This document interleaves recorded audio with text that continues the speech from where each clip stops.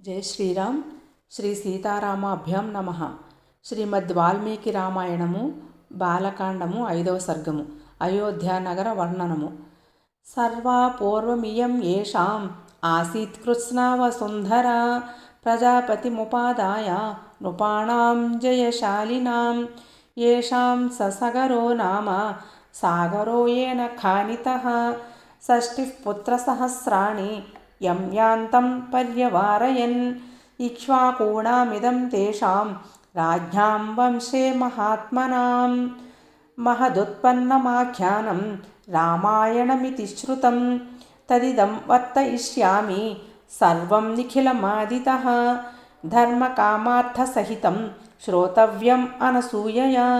कोसलो नाम मुदितः स्फीतो जनपदो महान् निविष्टः सरयूतीरे प्रभूतधनधान्यवान् अयोध्या नाम नगरी तत्रासील्लोकविश्रुता मनुना मानवेन्द्रेण या पुरी निर्मिता स्वयम् आयता 10 च योजनानि महापुरी श्रीमती 3 विस्तीर्णा सुविभक्तमहापथा राजमार्गेण महता सुविभक्तेन शोभिता मुक्तपुष्पावकीर्णेन जलसिक्तेन नित्यशः तां तु राजा दशरथो महाराष्ट्रविवर्धनः पुरीमावासयामास दिवं देवपतिर्यथा कवाटतोरणवतीं सुविभक्तान्तरापणां सर्वयन्त्रायुधवतीम् उपेतां सर्वशिल्पिभिः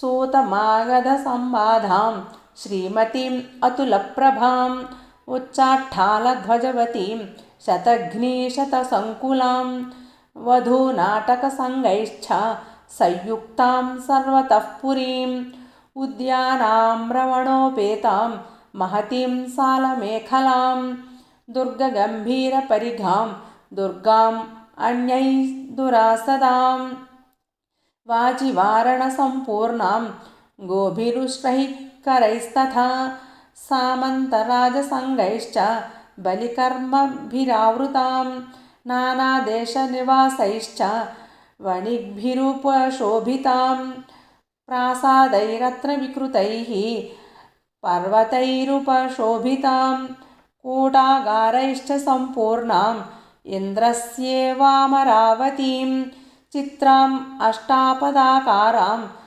वरनारीगणैर्युतां सर्वरत्नसमाकीर्णां विमानगृहशोभितां गृहगाढामविच्छिद्रां समभूमौ निवेशितां शालितण्डुलसम्पूर्णाम् इक्षुकाण्डरसोदकां दुन्दुभिः मृदङ्गैश्च वीणाभिः पणवैस्तथा नादितां भृशमत्यर्थं पृथिव्यां तामनुत्तमां विमानमिव सिद्धानां तपसाधिगतं दिवि सुनिवेशितवेश्मान्तां नरोत्तमसमावृतां ये च बाणैर्न विद्यन्ति विविक्तम् अपरापरं शब्दवेद्यं च विततं लघुहस्ता विशारदाः सिंहव्याघ्रवराहाणां मत्तानां वर्धतां वने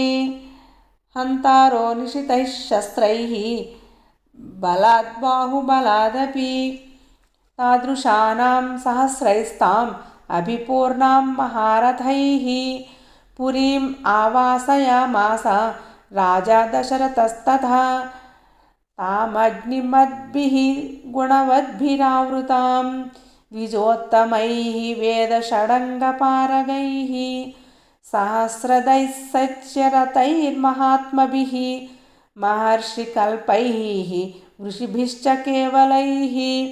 इत्यार्षे श्रीमद् रामायणे वाल्मीकिये आदिकाव्ये बालकाण्डे 5मः सर्गः।